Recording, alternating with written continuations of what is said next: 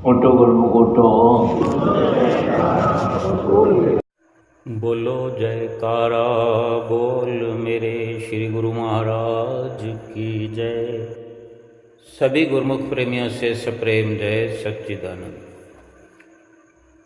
वंदो चरण सरोज गुरु मुद मंगल आगार।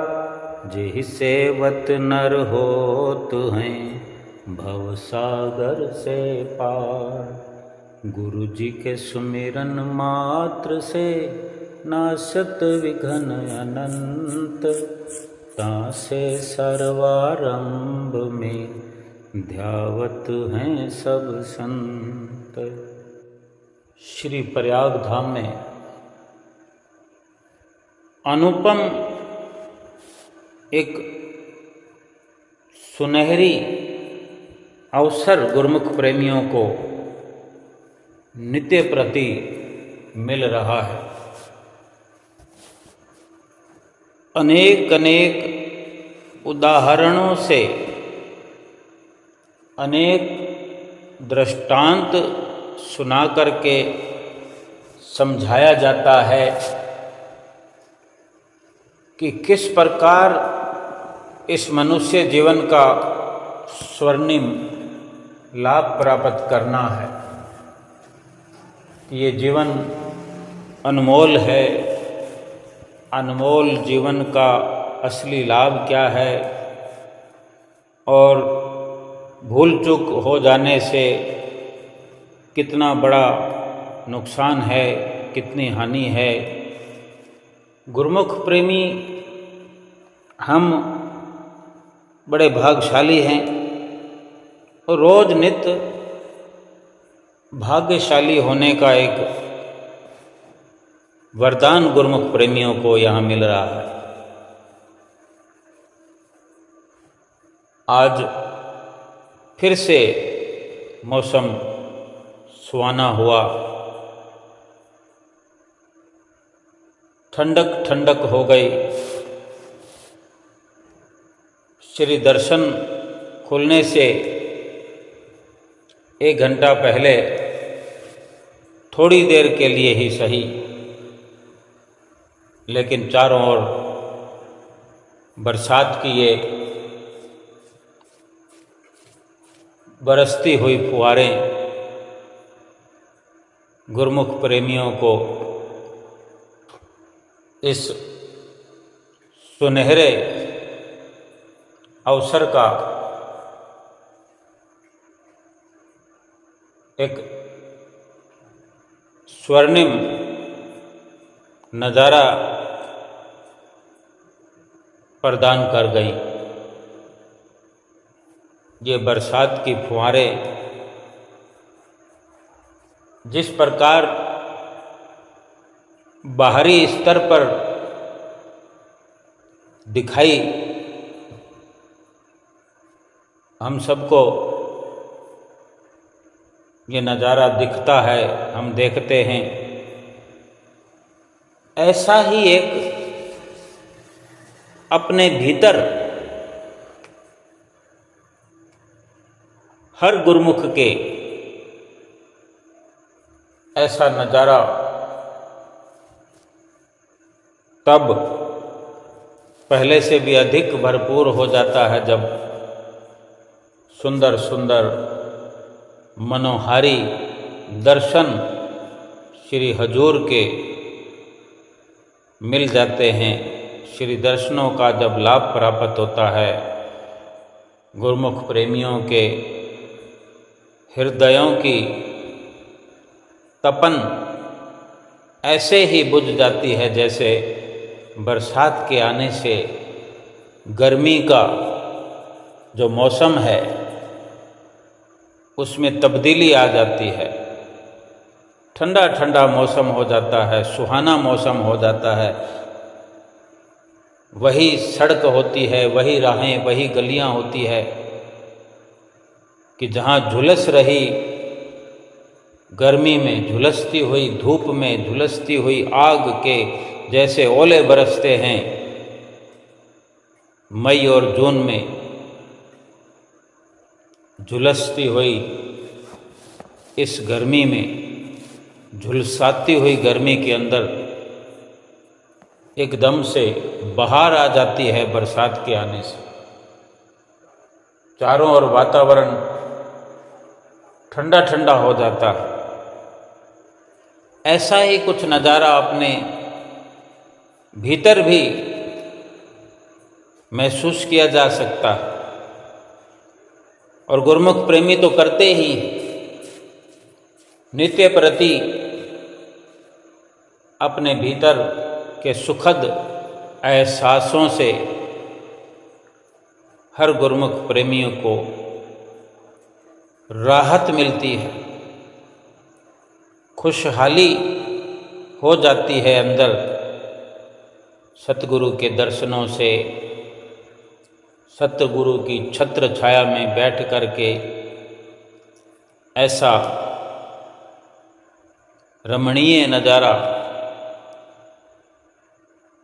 बाहर की आँखों से देखते हुए जब भीतर प्रवेश करता है ये नज़ारा, सतगुरु का आशीर्वाद जब भीतर दिल की गहराइयों तक उतर जाता है, दर्शन सतगुरु के ऐसे मन को मोह लेने वाले गुरुमुख प्रेमी रोज नित्य प्रति करते हैं और अपने आप को सौभाग्यशाली करार देते हैं। आदरणीय महात्मा जन जब श्री हजूरी में सत्संग करते हैं, श्री दर्शन हाल में, तो नित्य प्रति बार बार जतलाया जाता है कि हम सब गुरुमुख प्रेमी बड़े भाग्यशाली हैं। आप सब गुरुमुख प्रेमी बड़े भाग्यशाली हैं। ये जन्म भागों से मिला, ये सतगुरु का मिलन भागों से हुआ, सतगुरु के नाम की बख्शिश भागों से हुई। एक से बढ़कर एक भागों की सराहना गुरुमुख प्रेमियों की होती है, हो रही है नित्य प्रति। गुरुमुख प्रेमी श्री दर्शन हाल में 5 बजे से पहले ही, जो कि पावन सत्संग भवन है, छोटा दर्शन हाल जिसे हम कहते हैं, श्री मंदिर जी के बिल्कुल करीब, जहाँ सुबह सवेरे श्री आरती पूजा होती है, बिल्कुल वहाँ नज़दीकी में है। गुरुमुख प्रेमी 4:30 बजे से पहले ही पहुँचना शुरू हो जाते हैं, श्री दर्शन हॉल में आकर बैठना शुरू कर देते हैं। सबको मालूम है कि 5 बजे श्री दर्शन खुलते हैं, 5 बजे श्री गुरु महाराज जी लगभग कृपा करते हैं श्री दर्शन हॉल में। लेकिन फिर भी आधा घंटा पहले, उससे भी अधिक पहले, 4:30 बजे से भी पहले गुरुमुख प्रेमी आकर के बैठना शुरू कर देते हैं। क्या यही जीवन का लाभ है? तो जवाब भी यही होना चाहिए कि जी हाँ, बिल्कुल यही इस जीवन का लाभ है कि जब इस प्रकार से सतगुरु के दर्शन होने वाले हों। सतगुरु के दर्शनों के लिए जिन्हें सतगुरु की शरण नहीं मिली, वो इन खुशियों के लिए, इन लाभ, इस प्रकार के लाभ के लिए, भक्ति की कमाई के लिए, 84 लाख योनियों के छुटकारे के लिए, दुखों से छूटने के लिए ऐसे ऐसे कठिन परिश्रम करते हैं। जितना भी संसार है, हर कोई चाहता है कि मैं 84 लाख योनियों से छूट जाऊं, हर पल हर घड़ी सच्चा सुख पाऊं, ये लोक सुखी करूं, परलोक सुहेला करूं, लेकिन वंचित रह जाते हैं। चाहते सभी हैं कि सुख मिल जाए, सुकून मिल जाए, आनंद की प्राप्ति हो जाए, भक्ति का धन इकट्ठा कर लें, लेकिन वंचित रह जाते हैं कि उन्हें ऐसा अवसर नहीं मिला। मनुष्य जीवन तो मिला जो कि अपने आप में भागों वाला है, लेकिन सतगुरु की शरण प्राप्त नहीं हुई, कुछ कमी भागों में रह गई और कुछ प्रयास न होने के कारण, अपनी कोशिश या अपनी खोज गलत होने के कारण प्रयास तो करते रहे सुख पाने का, आनंद पाने का, भक्ति का धन इकट्ठा करने का, इस लोक से जाते हुए परलोक का सरमाया साथ ले जाने का प्रयास तो करते रहे कि फिर से 84 लाख योनियों में न जाना पड़े और 84 लाख योनियों में यानी जन्म जन्मांतरों से पाप कर्म करते रहने के कारण जो घने अंधकार में, मझधार में और अनेक अनेक दुख प्राप्त इस जीवन में कर रहे हैं, इनसे छूट जाए, छुटकारा हो जाए, सभी चाहते हैं, सभी प्रयासरत हैं, प्रयत्न कर रहे हैं, लेकिन सफलता कैसे मिले? अगर सतगुरु की शरण को पा करके भी कोई भूल करे, चूक करे, फिर तो और भी बड़े दुख की बात है। जिस अवसर को मुनि मुनीश्वर, तपी तपीश्वर, योगी योगीश्वर तरसते हैं, जिस घड़ी के लिए बड़े बड़े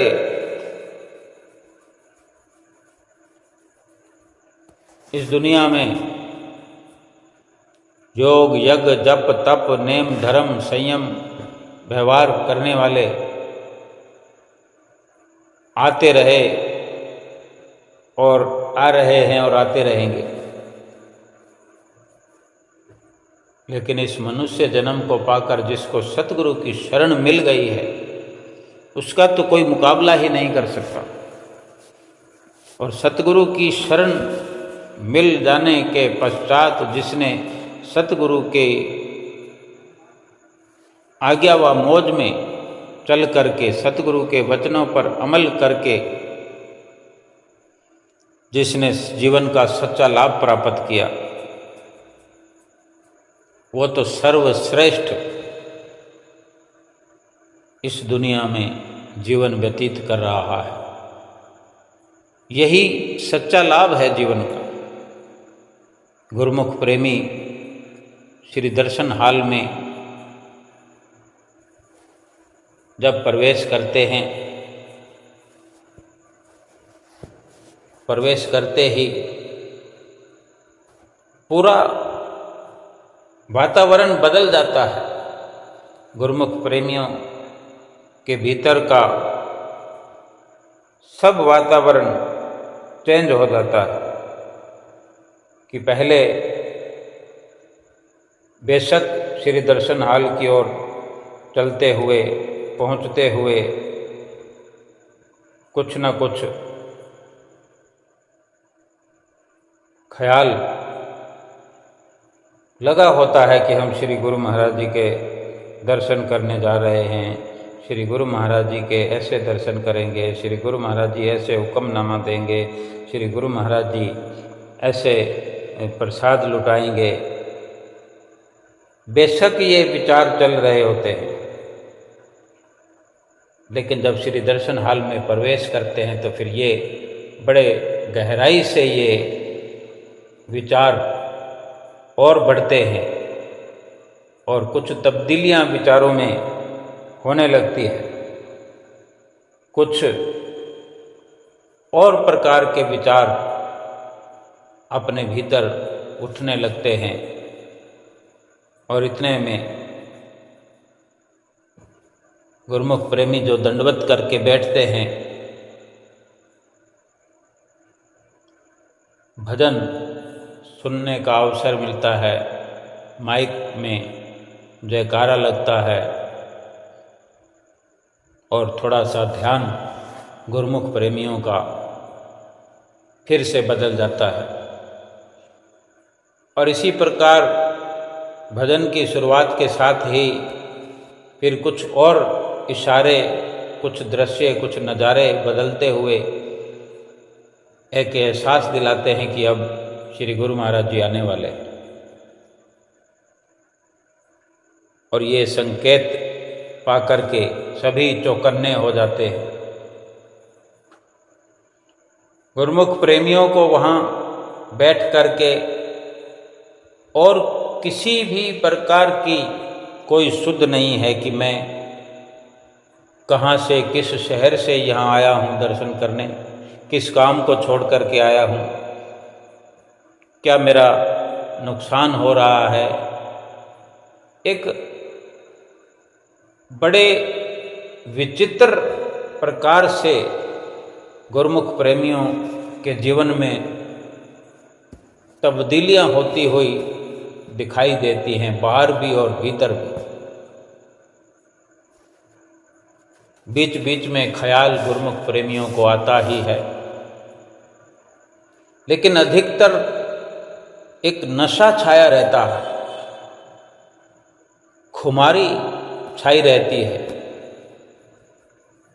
कोई नशा किया नहीं, नशा करने वाले नशा खरीद करके कोई मदिरा पान करता है, कोई अफीम, कोई डोडा पोस्त, और आजकल तो बड़े बड़े विचित्र नशे होने लगे हैं।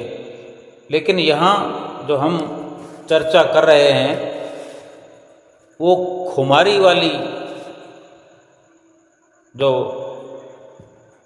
एक प्रकार से नशे की जो महापुरुष बात करते हैं, संतों महात्माओं ने अपनी वाणियों में वर्णन किया है, आया है कि अफीम, पोस्त, भंग, शराब उतर जाए पड़ भात, नाम खुमारी नान का चढ़ी रहे दिन रात। कि ये बहुत पहले से ये संतों महापुरुषों के वचन सदशास्त्रों में लिखे गए हैं। अधिकतर उस वक़्त अफीम, पोस्त और मदिरा का ही सेवन होता था नशे के लिए। और तभी केवल एक इशारा या एक उदाहरण ही होता है समझाने के लिए। गुरु नानक देव महाराज जी ने अपनी वाणी में यही वर्णन किया है कि नाम की जो खुमारी है, नाम का जो खुमार है, एक प्रकार से खुमारी ये कि सरूर आ जाता, जैसे नशा करने से शरीर को सुरूर आ जाता है, शुद्ध बुद्ध खोने लगता है, बावड़ा हो जाता है, नींद आने लगती है, अचेत होने लगता है। लेकिन ये जो नाम खुमारी नान का चढ़ी रहे दिन रात, ये जो नाम का नशा है, ये भक्ति का नशा है, इसकी जो खुमारी है, इससे शुद्ध बुद्ध भूलती नहीं है, बल्कि शुद्ध बुद्ध जाग जाती है, जागृति आती है। और नशे की खुमारी का इसका ये प्रभाव है, नाम के नशे का, भक्ति के नशे का, कि संसार की ओर से वो बावड़ा हो जाता है। संसार वाले वो कहने लगते हैं कि ये बावला हो गया है, क्योंकि संसार से उसका ख्याल उठ जाता है, संसार से ध्यान हट जाता है और सही मायने में जो क्या है कि भक्ति के लिए, आत्मा के लिए, सत्संग के लिए सचेत हो जाता है। आँख जो इसकी मोह माया की नींद में लगी हुई है वो खुल जाती है, और यही सच्चा लाभ है।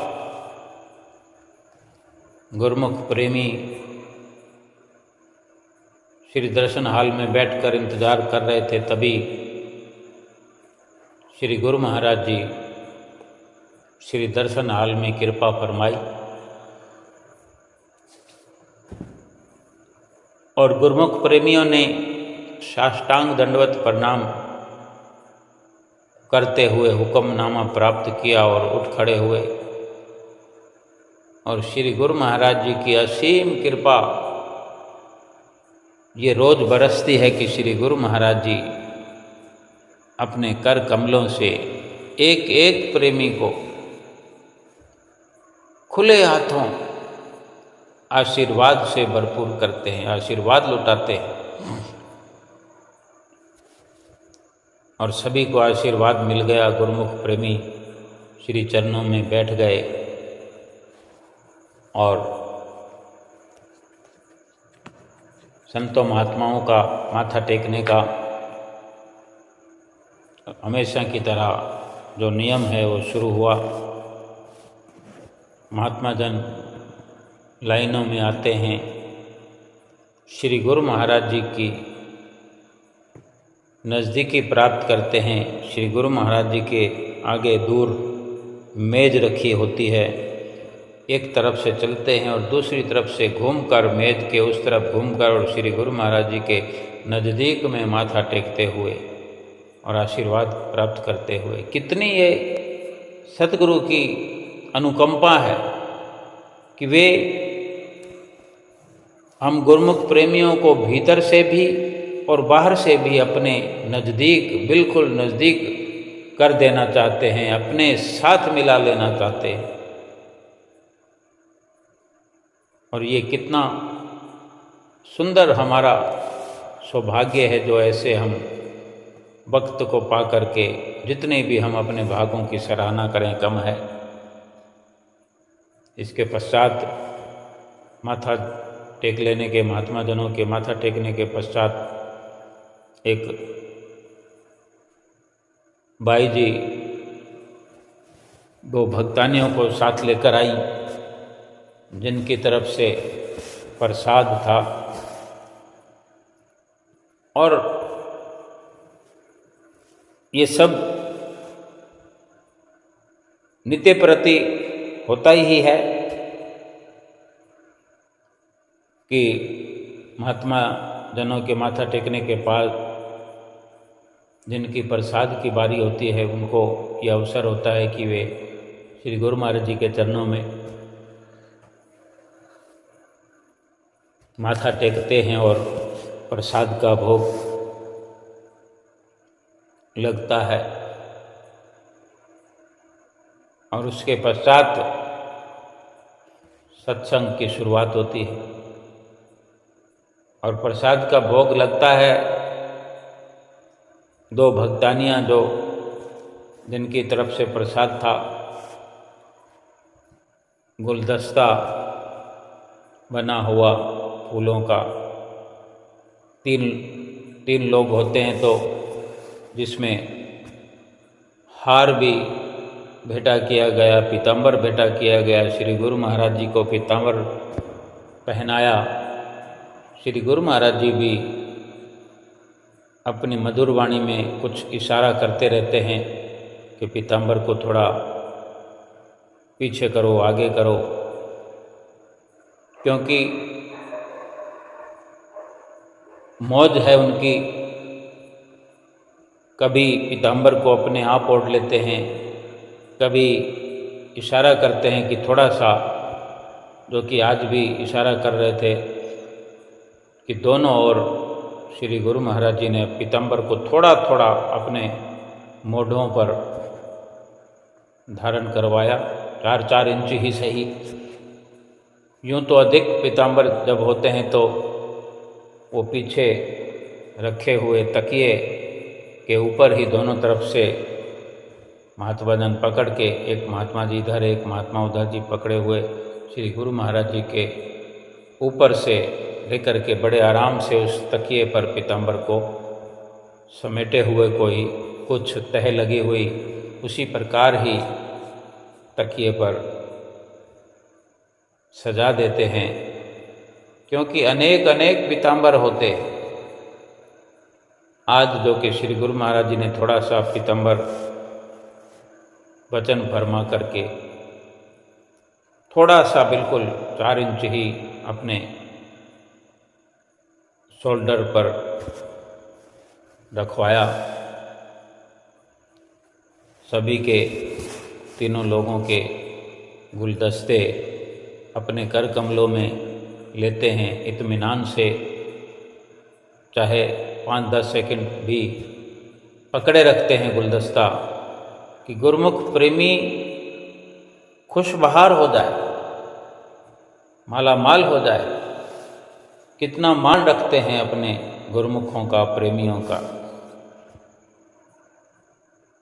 कभी बाएं कर कमल में पकड़ते हैं, फिर बाएं कर कमल से अपने दाएं कर कमल में पकड़ाकर फिर पीछे महात्मा जी को नज़दीक जो उपस्थित होते हैं उनको देते हैं, फिर पीछे की तरह रखा जाता है। कभी दाईं ओर से पकड़ते हैं तो बाईं ओर अपने बाएं कर कमल में लेकर फिर उस तरफ के खड़े हुए महात्मा जी को देते हैं।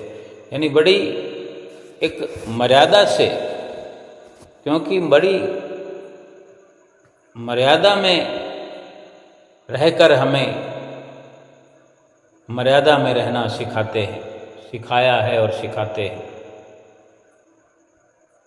और इस प्रकार अच्छे से उन प्रेमियों को, जो भक्तानियाँ प्रसाद का माथा टेक रही थी बाई जी के साथ, दोनों कर कमल उठा करके उनको आशीर्वाद दिया। और फिर सत्संग शुरू हुआ। आदरणीय महात्मा जी ने भी सत्संग की शुरुआत में भाग्यशाली होने का वरदान दिया सारी संगत को। सत्संग में सुनाया कि कितने भाग्यशाली हैं हम गुरुमुख, कि महापुरुषों की चरणों की छत्र छाया में बैठ करके ये सुंदर प्यारा दर्शन दीदार कर रहे हैं, कि यही स्थान है, यही जगह है जहाँ गुरुमुख प्रेमी पहुँच करके, आकर के खुशी का, आनंद का सच्चा अनुभव करता है। संसार का जिक्र करते हुए कि अगर संसार की ओर दृष्टि डालते हैं, संसार की ओर हम नज़र डालते हैं, तो यही देखने में आता है, जब भी नज़र डालो संसार की अवस्था पर, संसार की व्यवस्था पर, जब भी हमने इस प्रकार से प्रयास किया हो देखने का, समझने का संसार के बारे में, तो चारों ओर हर कोई दुखी और परेशान नजर आता है। माया की एक ज्वाला धधक रही है, माया की आग भड़क रही है, और इसमें वो आम संसारी लोग जिन्हें सतगुरु की शरण नहीं मिली, वो झुलसते चले जा रहे हैं, आग में धधक रहे हैं। जिसको भी देखो संसार में वो परेशान है, दुखी है, और ऐसे ऐसे दुख हैं जिनका वर्णन नहीं हो सकता, दुखों का बयान नहीं होता। इतने प्रकार के दुख हैं, किसी को कोई दुख है, किसी को कोई दुख है, किसी को कैसा दुख है। जो बीमारियां शरीर पर आती हैं, ऐसी ऐसी बीमारियां आती हैं कि डॉक्टर भी हैरान हो जाते हैं। दुखों की कोई सीमा नहीं। कहने का भाव यही है कि अथाह अथाह दुख संसार में एक आम इंसान की जिंदगी में देखे जा सकते हैं। हर कोई दुखी है। और ठीक इसी के उलट गुरुमुख प्रेमियों का जीवन देख लो, उसी संसार में रहते हैं, उसी प्रकार से व्यवहार भी करते हैं, कमाई करते हैं, काम धंधा करते हैं, मजदूरी करते हैं, परिवार चलाते हैं, सब कुछ वही का वही है। लेकिन उनका सोचना, उनका उठना, उनका बैठना आम संसारियों से अलग है, क्योंकि उनको सतगुरु की शरण संगति प्राप्त हुई है। सतगुरु की शरण संगति में बैठने का अवसर मिला है और वे सतगुरु की आज्ञा व मौज में चलते हैं। अपने मन की मौज में नहीं चलते, अपने मन की नहीं चलने देते, वे सतगुरु की आज्ञा व मौज को सिर पर धारण करके चलते हैं। और यही कारण है कि वो हर वक़्त सुखी, हर वक़्त खुश और आनंद अपने भीतर महसूस करते हैं, कर रहे हैं। और ये अवसर केवल उन्हीं को मिलता है जो सतगुरु की शरण संगति में आ जाते हैं। और जिनको भी ऐसा अवसर मिल जाता है, मिल गया है, तो उनका ये परम कर्तव्य है कि वे अपने भीतर किसी संशय को पनपने ही न दें। किसी प्रकार का संशय भ्रम अपने भीतर ना आने दें। एक सच्चा विश्वास हमेशा बनाए रखें, क्योंकि यही सच्चा विश्वास ही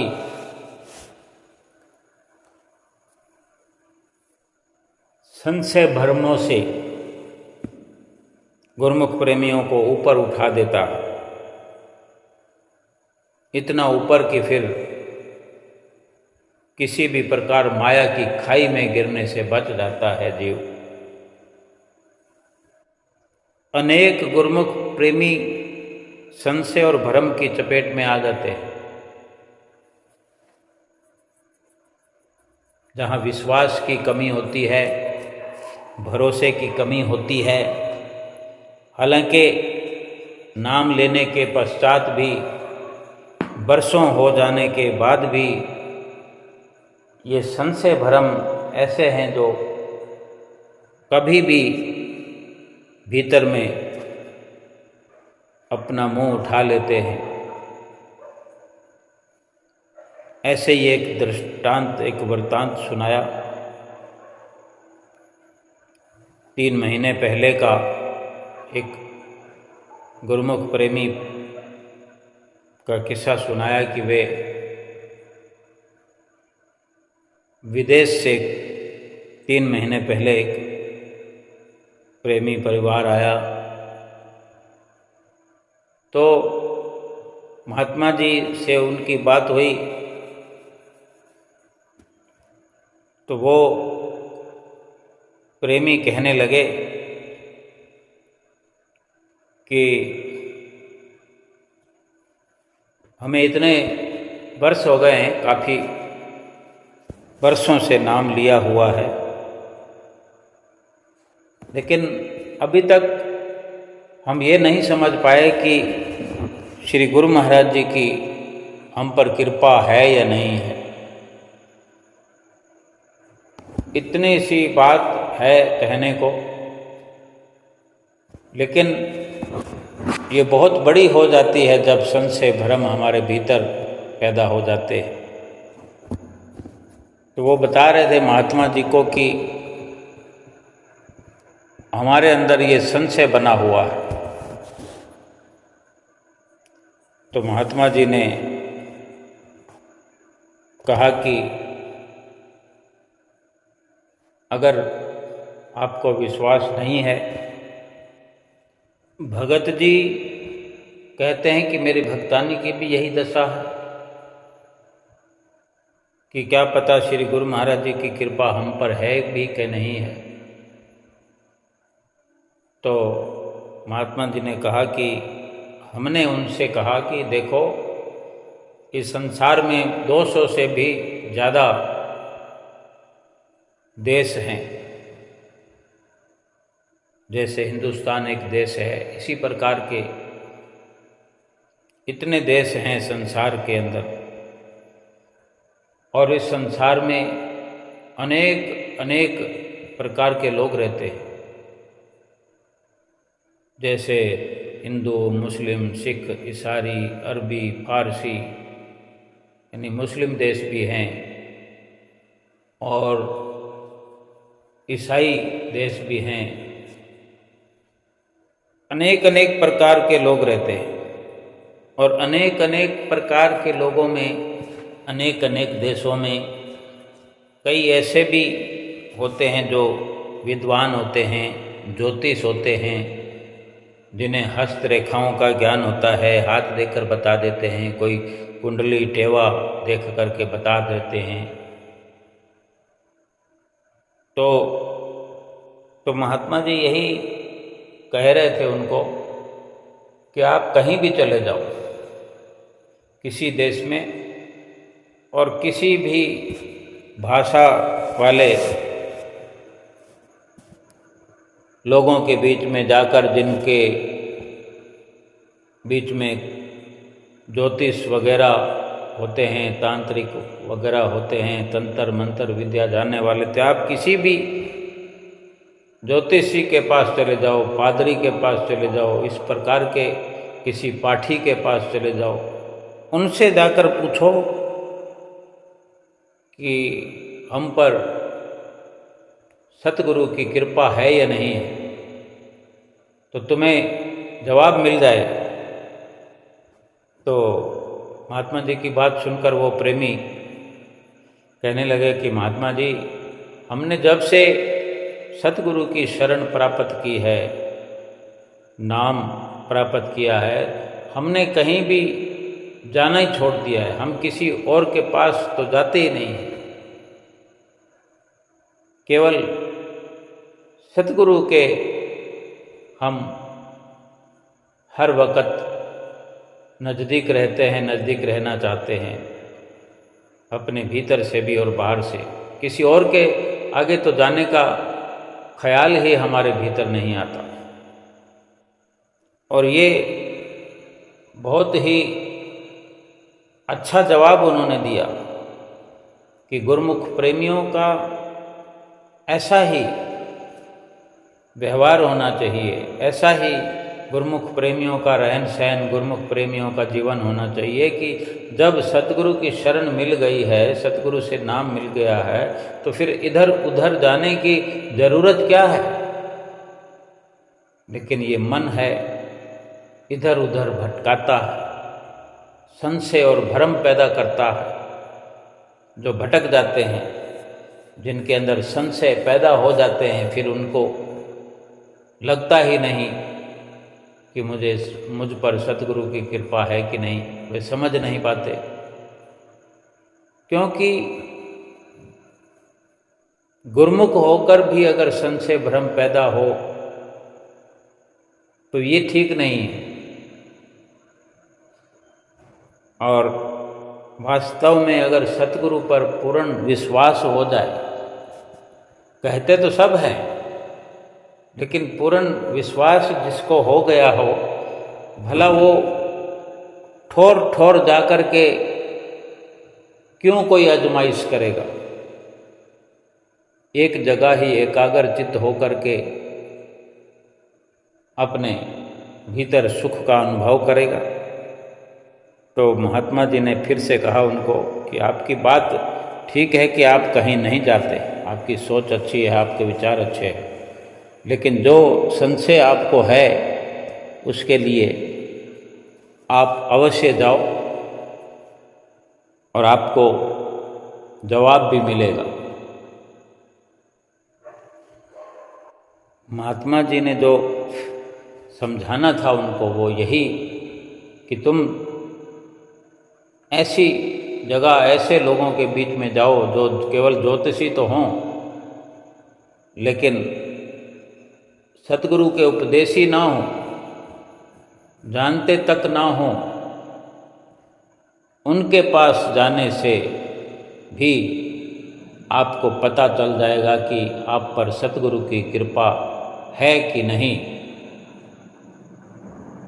तो वो प्रेमी जो महात्मा जी से बात कर रहे थे, महात्मा जी की इतनी बात सुनने पर, महात्मा जी के जोर देने पर वो प्रेमी कहने लगे कि महात्मा जी मैं माफ़ी चाहता हूँ, मैंने बताया नहीं, लेकिन एक बार हम जर्मनी गए।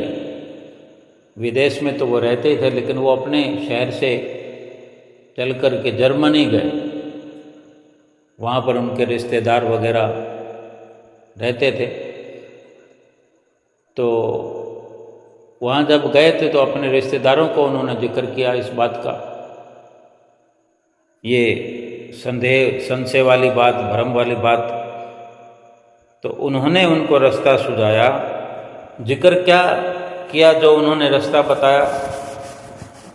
इन्होंने यही जिक्र किया क्योंकि जो संशय भ्रम है, वो संशय भ्रम इसीलिए आते हैं कि विश्वास डामाडोल हो जाता है, मन भटक जाता है। और मन क्या भटकता है, विश्वास क्या डामाडोल होता है कि जो दुख हम पर आते हैं, कष्ट आते हैं, तो हम ये विचार करते हैं कि जब हमने सतगुरु की शरण ली है तो फिर ये दुख कलेश क्यों आते हैं। यही तो संशय भ्रम है।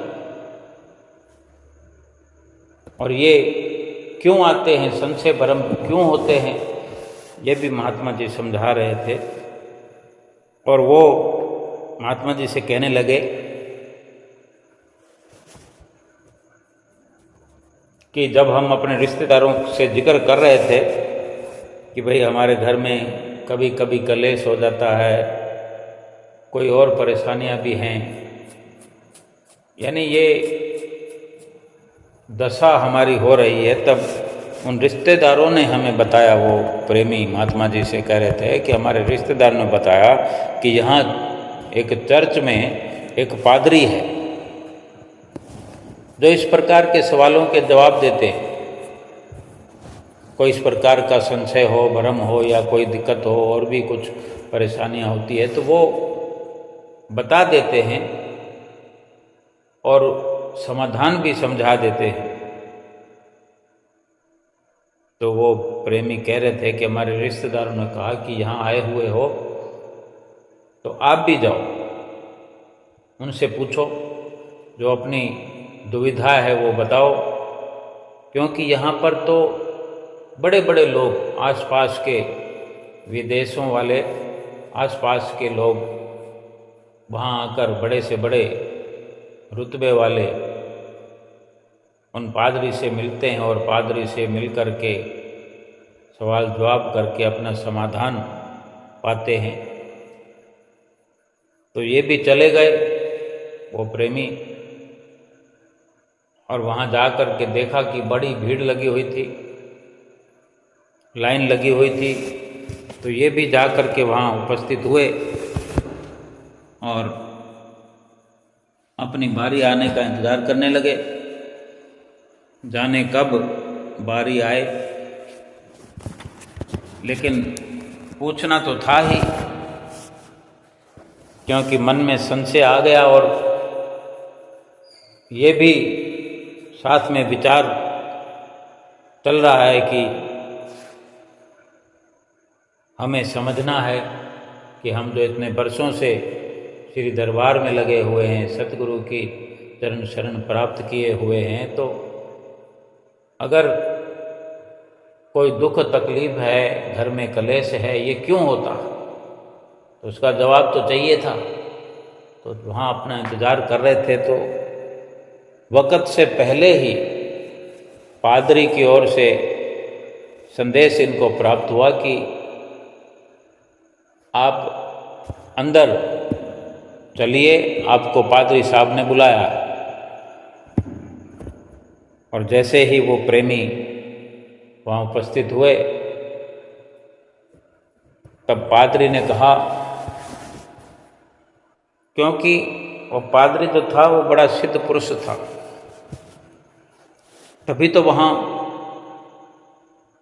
आसपास के देशों के, बल्कि दूर दूर से भी उससे मिलने आते थे, उससे समाधान प्राप्त करने के लिए आते थे। और समाधान होता था सबका। और इनका जब बुलावा आ गया समय से पहले ही, तो जब ये उपस्थित हुए तभी पादरी ने उनसे पूछा कि आप यहाँ क्यों आए हो। अब जो उसको लगा पादरी को, उसने कह दिया, उनसे पूछ लिया भी तुम्हारे यहाँ आने का क्या मतलब है। तो उन्होंने बताना शुरू किया कि हमारे घर में कोई कलेश रहता है, थोड़े थोड़े दिनों में कलेश हो जाता है, चाहे कभी कभार ही हो जाता है। उनको तो ये था कि भाई कलेश होता ही क्यों है। वो ये नहीं समझ पा रहे थे कि कितना भी कुछ कोई कैसा भी हो तो जीवन में ये सब तो लगा रहता है। तो जब उन्होंने बताया कि कभी कलेश हो जाता है, शांति भंग हुई रहती है, तो उनकी सारी बातें सुनकर, क्योंकि वो सबकी बातें सुनते थे और सब तरह की फरियादें लेकर लोग आते थे, कोई धन की ख्वाहिश लेके आता है, कोई शरीर की बीमारी की ठीक करने की मांग लेकर के आता है, तो सभी का समाधान करते थे। इन प्रेमियों को, जो कि ये भगत और भक्तानी दोनों उपस्थित हुए थे, तो इंतज़ार कर रहे थे, लेकिन इंतज़ार की घड़ियाँ इनकी पहले ही समाप्त हो गई। वक्त से पहले ही पादरी का इशारा आया, संदेश आया, उसके बंदे जो थे पादरी के वो इनको बुला कर ले गए और जवाब सवाल हुए। तो सब कुछ इनकी बात सुन कर के पादरी ने कहा, भाई तुम्हारे घर में जो मंदिर बना हुआ है, उस मंदिर में तुम्हारे सतगुरु के जो स्वरूप हैं, सतगुरु की जो मूर्तियां हैं, कि जो आपके सतगुरु की मूर्तियां हैं, स्वरूप हैं, उन्होंने आपको परेशानियों से बचा रखा है, शरीर के दुखों से बचा रखा है, मुसीबतों से बचा रखा है। अगर उन्होंने ना बचाया होता तो परेशानियां तुम्हारे जीवन में इतनी है, दुख इतने हैं कि तुम तो झेल भी ना पाओगे। और वास्तव में सतगुरु ही हमारी मुसीबतों को, हमारे दुखों को झेलते हैं, झेल रहे हैं, हर पल हमारी मुसीबतें मिटाते हैं, लेकिन हम हैं कि समझ नहीं पाते हैं। क्योंकि मुसीबतें तो हम पूरी तरह मिटाना चाहते हैं, लेकिन कहना सतगुरु का हम मानते नहीं हैं और फिर संशय भ्रम में हो जाते हैं। क्योंकि उस पादरी ने जो देखा कि ये किसी परिपूर्ण महापुरुषों के सेवक हैं, गुरमुख हैं, तो उन्हें वक्त से पहले बुलाया और उनसे पूछा कि तुम क्या लेने आए हो।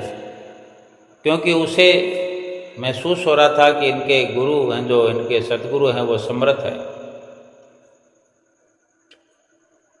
और इनको दुखों से बचाए हुए। और जैसा उनको लगा उन्होंने समाधान कर दिया कि अगर तुम्हें सतगुरु ना बचाएं तो तुम्हारे ऐसे ऐसे दुश्मन हैं जो तुम्हें बर्बाद कर देना चाहते हैं, ख़त्म कर देना चाहते हैं, मिटा देना चाहते हैं तुम्हें, लेकिन तुम्हारे उन्हीं सतगुरु ने तुम्हें बचा रखा है, संभाल रखा है। और ये भी कहा उस पादरी ने कि आपके जो सतगुरु हैं, आपके जो गुरु हैं, वो और जो इस संसार का परमात्मा है, सृष्टि को चलाने वाला है, सृष्टि को बचाने वाला है, वो और आपके गुरु दोनों एक हैं। और साथ के साथ ये भी कह दिया, उस पादरी ने कहा उन प्रेमी को, भगत भक्तानी को, कि मैं इतना भाग्यशाली हूँ कि आप महापुरुषों के सेवकों के मैंने दर्शन प्राप्त कर लिए।